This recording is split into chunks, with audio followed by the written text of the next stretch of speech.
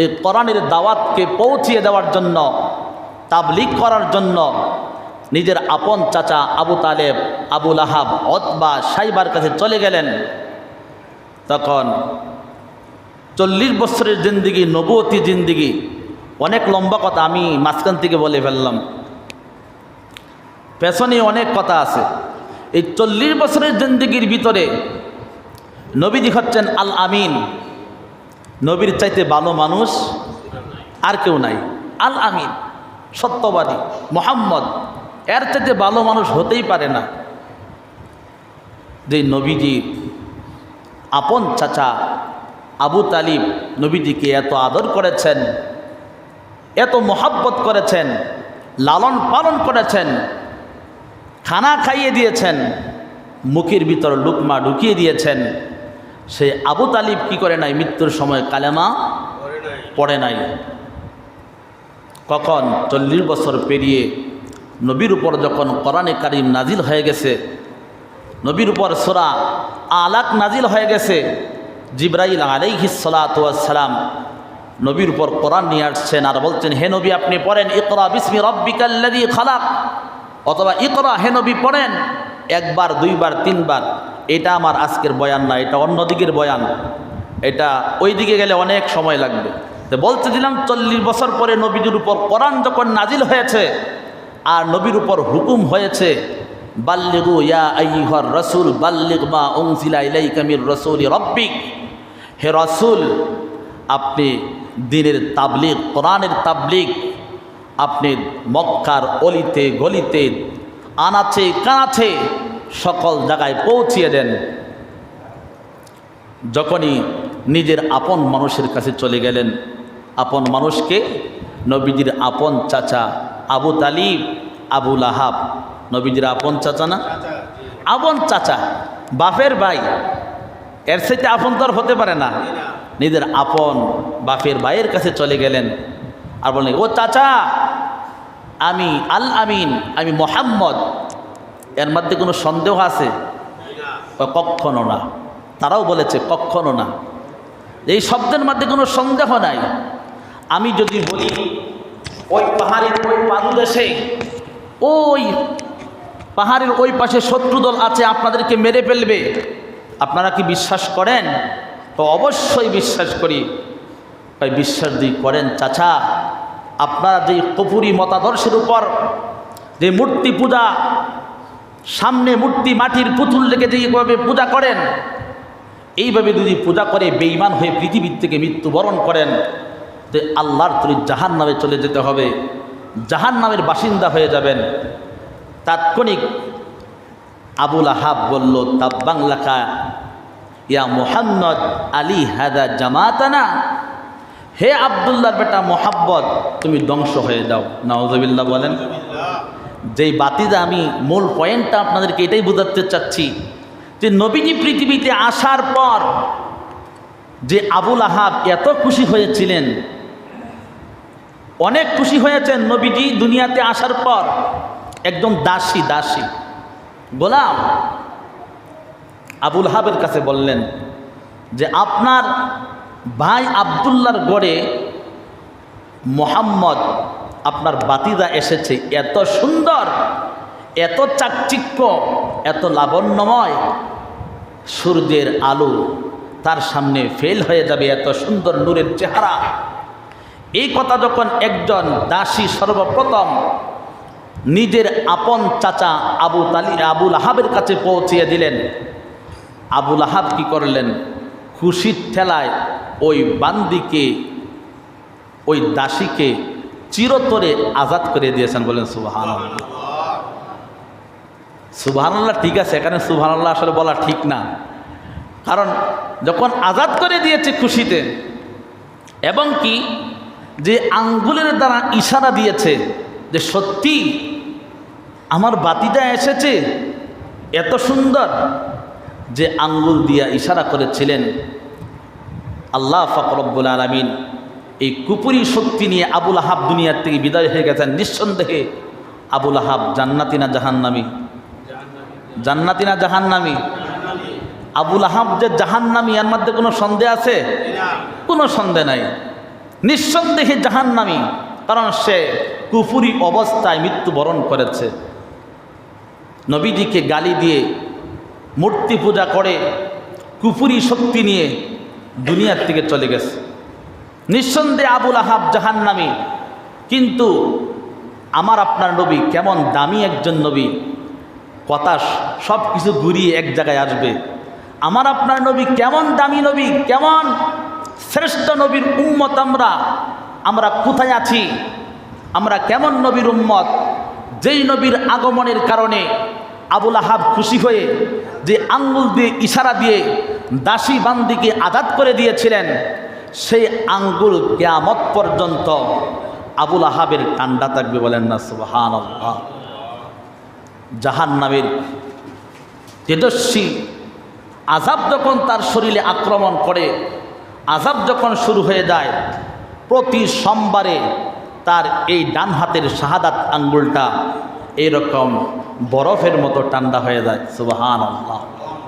এই ঠান্ডা হওয়ার কারণে তিনি এই আঙ্গুলের মাথা তার মুখের ভিতর দিয়ে একটু শান্তি অনুভব করে। কিসের কারণে? আমার নবীর আগমনে একটু খুশি হওয়ার কারণে। কিন্তু যেই নবী দুনিয়াতে আগমন যেই কারণে হয়েছে, যেই জিনিস এই দুনিয়াতে নিয়ে এসেছে, এই জিনিস দিয়ে গ্রহণ করে ঈমান নিয়ে কবরে যেতে পারত, তাহলে আবুল আহাব হয়তো উৎকৃষ্ট জান্নাতের মালিকানা। কথা বলেন ঠিক কিনা? কারণ নিজের আপন চাচা না, জান্নাতি হয়ে যাইত। কেমন করে? যেমন নিজের আপন চাচা আবু তালিব, আবুল আহাব তো আছে, আবু তালিবও কি নবীজির আপন চাচা। সবচাইতে নবীজির দাদা আব্দুল মুত্তালিব দুনিয়াতে বিদায়ের পরে নবীজির স্ত্রী খাদিজাতুল কুবরা রাদিয়াল্লাহু তাআলা আনহা দুনিয়ার থেকে বিদায়ের পরে আমার আপনার নবী মুহাম্মদুর রাসূলুল্লাহ সাল্লাল্লাহু আলাইহি ওয়াসাল্লামের পেছনে সবচাইতে বেশি যার অবদান, তিনি হচ্ছেন নবীজির চাচা আবু তালিব। বলেন সুবহানাল্লাহ। নবীজিকে এত আদর করেছেন, মৃত্যুর সময় তাকে তালকিন করেছেন, আদেশ করেছেন, ও নবী, হে আমার চাচা, আমি আপনার বাতিজা মুহাম্মদুর রাসূলুল্লাহ সাল্লাল্লাহু আলাইহি ওয়াসাল্লাম পড়ি সবাই। নবীজি তাকে দাওয়াত দিলেন, ও চাচা, মৃত্যুর শয্যায়, মৃত্যুর মুখে কাতরাচ্ছে আবু তালিব, রূহ বেরিয়ে যাচ্ছে, কষ্ট হচ্ছে। এমন অবস্থা দেখে আমার আপনার নবী মুহাম্মদুর রাসূলুল্লাহ সাল্লাল্লাহু আলাইহি ওয়াসাল্লাম বলেন, চাচা, আপনি একবার পড়েন লা ইলাহা ইল্লাল্লাহ মুহাম্মদুর রাসূলুল্লাহ, পড়তে হবে না, শুধু লা ইলাহা ইল্লাল্লাহ বলেন। কি সুন্দর অফার আসছিল আপনার কাছে জীবনে, আমার আপনার জীবনে, স্বপনে শয়নে কোনোদিন এরকম অফার আসছে? হ্যাঁ, যে শুধু একবার পড়েন লা ইলাহা ইল্লাল্লাহ মুহাম্মদুর রাসূলুল্লাহ, পড়তে হবে না। আমি আপনার উকিল হয়ে আল্লাহর কাছে ঝগড়া করে আমি মুহাম্মদুর রাসূলুল্লাহ সাল্লাল্লাহু আলাইহি ওয়াসাল্লাম আপনাকে জান্নাতে পৌঁছে দেব। বলেন সুবহানাল্লাহ। কেমন কথা বলছেন যে আমি আপনার পক্ষ উকিল হয়ে আল্লাহর সাথে ঝগড়া করে আমার চাচাকে আমি জান্নাতে পৌঁছে দেব। চাচা, একবার পড়েন লা ইলাহা ইল্লাল্লাহ মুহাম্মদুর রাসূলুল্লাহ, পড়তে হবে না। আহ, কি অফার, কি অফার আসছে! কিন্তু কপালে ইসলাম নাই। আবু তালিব ওই দিন বলেছিলেন, বাতিজা, তুমি সত্য নবী, তোমার আল্লাহ সত্য, তুমি যে দিনের মিশন নিয়ে আসছ এইটাও সত্য, কিন্তু এই মৃত্যুর মুহূর্তে আমি যদি এই কালমা পড়ে তোমার কাছে মুসলমান হয়ে মরি, তাহলে আমার গোষ্ঠীর লোকেরা জীবনভর আমার বংশের উপরে, আমার উপরে তারা কি করবে, বিভিন্নভাবে তারা অপবাদ দিয়ে যাবে যে আবু তালিব জাহান্নামের ভয়ে, মৃত্যুর ভয়ে তার বাতিদার কাছে, এতিম বাতিদার কাছে কালেমা করে মুসলমান হয়ে গেছে। যখন এইরকমভাবে নবীজি তাকে কষ্ট, যখন এই কথা বললেন, নবীজি তার কাছ থেকে এমনভাবে অজোরে কান্না করতে করতে করতে করতে নবীজির ঘরে চলে গেলেন। কারণ হেদায়েতের মালিককে, মান ইয়াহদিল্লাহু ফাহুয়াল মুহতাদ ওয়া মান ইউদলিল ফালান তাজিদ লাহু ওয়ালিয়্যাম মুরশিদা। আল্লাহ যাকে হেদায়েত করবেন, পৃথিবীর কোনো মানুষ তাকে গুমরা করতে পারবে না। আল্লাহ যাকে আযাব গজব দিয়ে ধ্বংস করে দিবেন। আল্লাহ তাকে হেদায়েত করবেন না, বঞ্চিত করবেন। পৃথিবীর সকল মানুষ মিলেও তাকে হেদায়েতের রাস্তা তাকে বের করতে পারবে না। কথা বলেন ঠিক কি না? জোরে বলেন ঠিক কি না? সম্মানিত সুধী, তো সেই নবীর উম্মত আমরা সেই নবীর উম্মত। আমাদের কাছে এই নবী কি নিয়ে আসছেন? নবীজি যখন জন্মের পর থেকে 40 বছর পর্যন্ত সবার কাছে ভালো, আল আমিন, সত্যবাদী, নবীর চাইতে ভালো মানুষ আর কেউ নাই। যখনই মানুষের দ্বারে দ্বারে লা ইলাহা ইল্লাল্লাহ মুহাম্মাদুর রাসূলুল্লাহ এরকমভাবে দাওয়াত পৌঁছিয়ে যাওয়ার জন্য নবীজি কি করলেন? মক্কা নগরীতে 13টি বৎসর নবুয়ত প্রাপ্তি হওয়ার পর নবীজি মক্কা এবং মদিনা মিলাইয়া, নবীজির মক্কা এবং মদিনায় দুইটা মিলাইয়া 23 বৎসর। মক্কাতে হচ্ছে 13 বৎসর, আর মদিনায় হচ্ছে 10 বৎসর, আর নবুয়তির 40 বৎসর। 40 বৎসর আর 23 বৎসর হচ্ছে কত বৎসর? কত বৎসর? এই হইল নবীজির জিন্দেগির 63 বৎসর। আল্লাহর নবী, বিশ্ব নবী মুহাম্মদুর রাসূলুল্লাহ সাল্লাল্লাহু আলাইহি ওয়াসাল্লাম, আপনার আমার নবী, প্রিয় নবী।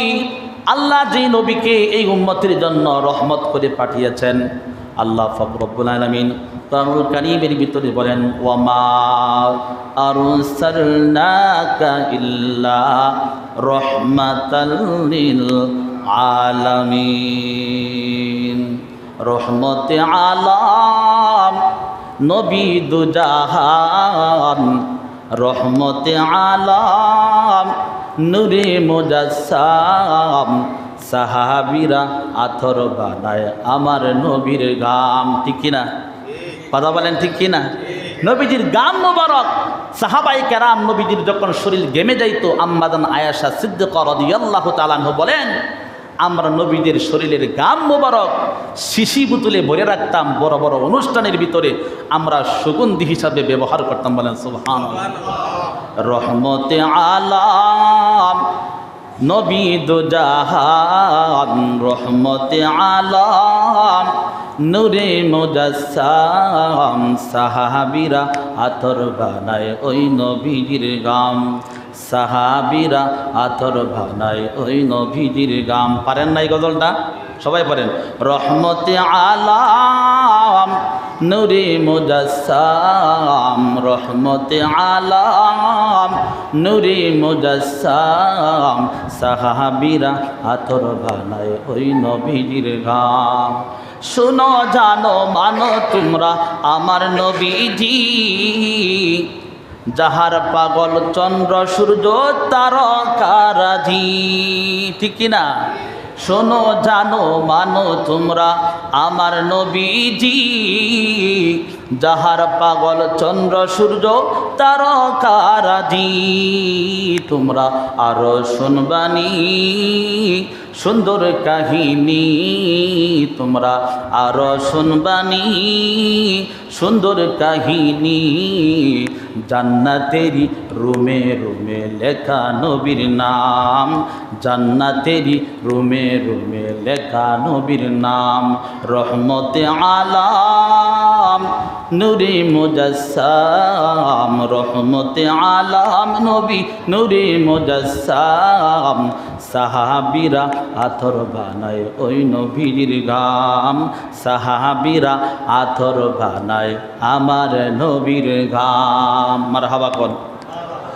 সম্মানিত মুসল্লিন কারাম, তো এমন একজন নবী, আমার আপনার নবী, মক্কাতে 13টি বৎসর দিনের দাওয়াত দিয়েছেন।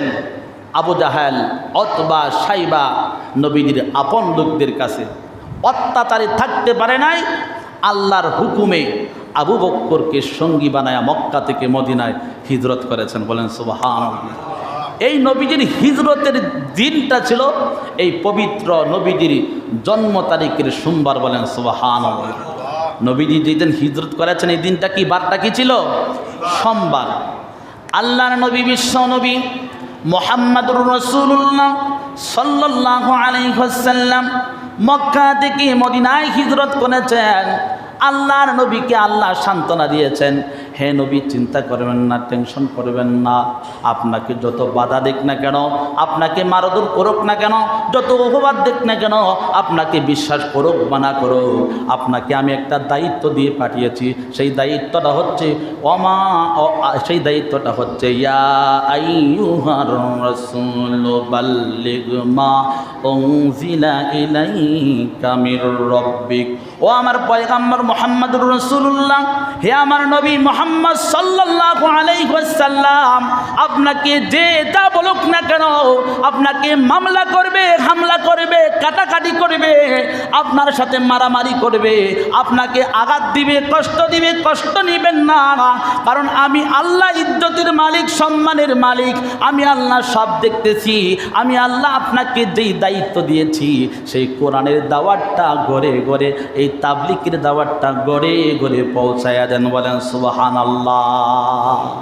বাল্লিগু আন্নি ওয়ালাউ আয়া, একটি আয়াত যদি হয় আপনি ঘরে ঘরে কি করেন, পৌঁছিয়ে দেন। এই উম্মতের দায়িত্ব হচ্ছে, নবীজি যে দায়িত্ব নিয়ে আল্লাহর পক্ষ থেকে দুনিয়াতে আসছেন, সেই দায়িত্ব বিলুপ্ত করে নবীজি চলে যান নাই।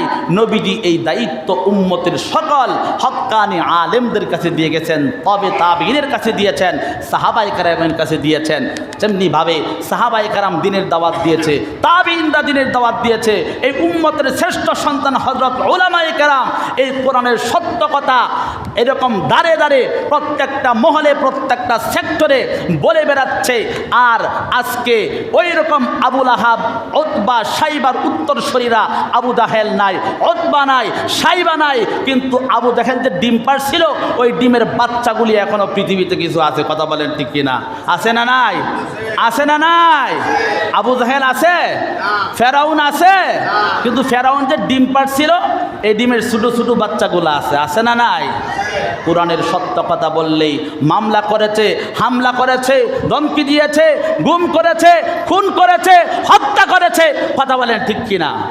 আয়না করে সাজিয়ে এইরকম বিকলাঙ্গ করে মানুষদেরকে বছরের বছর এইরকম মানুষ অন্ধকারের প্রকোষ্ঠে মানুষদেরকে নির্যাতন করে এইরকমভাবে কষ্ট দিয়েছে। কথা বলেন ঠিক কিনা? আর হবে না, আর হবে না। এখন স্বাধীন বাংলা, বিগত 15টি বৎসর এইরকমভাবে আমরা স্বাধীনতার নামে আমরা একটা অস্বাধীন দেশে বাস করেছি। আমরা বিগত 15টি বৎসর এই মসজিদের মিম্বারে স্বাধীনভাবে কোরআনের স্পষ্ট কথাগুলি আমরা বলতে পারি নাই। কথা বলেন ঠিক কিনা? আর সেই সময় হবে না। এই পেশিবাদী সরকার এই 13টি বৎসর, 15টি বৎসর এই পৃথিবীতে ফেসিত্ব কামাই করে, ফেসিত্ব অর্জন করে, এই দেশকে লুটপাট করে, এইরকমভাবে চুরি করে, ডাকাতি করে, অন্য দেশে ভারতের দেশটাকে আমেরিকার কাছে বিক্রি করে এই দেশের মানুষদেরকে ফকিন্নি বানায়া চুরের মতো এই দেশ থেকে পালিয়ে ভারতে চলে গেছে। কথা বলেন ঠিক কিনা? ধরে বলেন ঠিক কিনা? সম্মানিত শুধু আল্লাহর মায়ের দুনিয়ার বাইরে। কথা বলেন ঠিক কিনা? আল্লাহর মায়ের দুনিয়ার, আল্লাহ ধরে না, ধরে না, ধরলে ছাড়ে না। আল্লাহ এমন ধরা ধরেছে, বিগত দিনে আল্লামা দেলোয়ার হোসেন সাইদি, কলিজার টুকরা একজন মুফাসসির, আহা, যার কথা বলে চোখ দিয়ে পানি চলে আসে, কোরআনের কি স্পষ্ট তাফসীর তিনি করেছে। তাকে খুনি বানিয়েছে, রাজাকার বানিয়েছে, এরকমভাবে তাকে সন্ত্রাসী বানিয়েছে, দর্শনকারী বানিয়েছে, বানিয়ে তাকে মিথ্যা মামলা দিয়ে অন্ধকারের প্রকোষ্ঠে যুগ যুগ তাকে কষ্ট দিয়েছে। কথা বলেন ঠিক কিনা? এরপরে পরিকল্পিতভাবে এই যুগ শ্রেষ্ঠ আলেমকে পরিকল্পিতভাবে দুনিয়ার থেকে বিদায় করে দিয়েছে। কথা বলেন ঠিক কিনা? আল্লাহ বলেন, আমি আল্লাহ দেখতেছি, আমি আল্লাহ দেখতেছি। আমরা উম্মতের আলেমরা সর্বোচ্চ ধৈর্য ধারণ করেছে। আল্লাহ ধৈর্যের ফল তাৎক্ষণিকভাবে এমনভাবে দিয়েছে যে তারমিহিম আলাম ইয়াজআল কাইদাহুম ফি তাদলিল ওয়া আরসালা আলাইহিম তয়রান, তয়রান আবাবিল মানে ডাকে ডাকে পাখি। আল্লাহ এইরকমভাবে গণভবনের চতুর্পাশে এরকম আবাবিল বানাইছে। কারে? কলেজ, ইউনিভার্সিটি, মাদ্রাসার সকল শ্রেণীর মানুষদেরকে, নবী প্রেমিক, ইসলাম প্রেমিক, দিন প্রেমিক, সত্য প্রেমিক মানুষদেরকে আবাবিল বানাইয়া এমনভাবে লাঞ্ছনা করে, অপমানিত করে যে আমাদের আল্লামা বলেছিলেন যে এমন একটা সময় আসবে, এমন একটা দিন আসবে, ইন্দুরের গর্ত পালাইবা না, ইন্দুরের গর্ত পাইবা না পালাইবার জন্য। ঠিক আজ পর্যন্ত এই যে গত 5ই আগস্টে এই স্বৈরাচারী সরকার দুনিয়া থেকে, হ্যাঁ, বাংলাদেশ থেকে পালিয়েছে, ঠিকই একটা ইন্দুরের গর্ত পায় না ফালাইতে, আকাশপতি চুরি করে চলে গিয়েছে। কথা বলেন ঠিক কি না? এটার শাস্তি জবাব দিতে হবে। এই উম্মতের কাছে বাংলার মানুষ আর এইসব দেখতে চায় না, সুন্দর একটি সোনার একটা দেশ দেখতে চায়। আমরা সব কিছু দেখছি, আগামীর দেশ, আগামীর বাংলাদেশ, ইসলামের বাংলাদেশ, আগামীর বাংলাদেশ, ন্যায়ের বাংলাদেশ, আগামীর বাংলাদেশ, চুরমুক্ত বাংলাদেশ, আগামীর বাংলাদেশ, জিনামুক্ত বাংলাদেশ, আগামীর বাংলাদেশ, লুটপাট মুক্ত বাংলাদেশ। কথা বলেন ঠিক কিনা? জোরে বলেন ঠিক কিনা? ভয় পাচ্ছেন? সত্য পথে চললে যদি ভয় পান, তাহলে চুরি করে কি সাহসিকতা নিয়ে চলবেন? সত্য পথে চলবো, প্রয়োজনে মারা যাব, শহীদ হয়ে যাব, কারণ আমাদের চাইতে কোটি কোটিগণ সম্মানজনক ব্যক্তিরা শহীদ হয়ে গিয়েছে। আপনি আমি সলিমদ্দি কলিমদ্দি না থাকলে কি হলো? কথা বলেন ঠিক কিনা? আল্লাহ পাক আমাদেরকে বুঝার, আমল করার তৌফিক দান করে। সবাই বলুন আমিন। যারা সুন্নত পড়েন নাই, 4 রাকাত কাওয়ালা জমা পড়েন। গত জুমায় আমাদের মসজিদে 1450 টাকা উঠেছিল।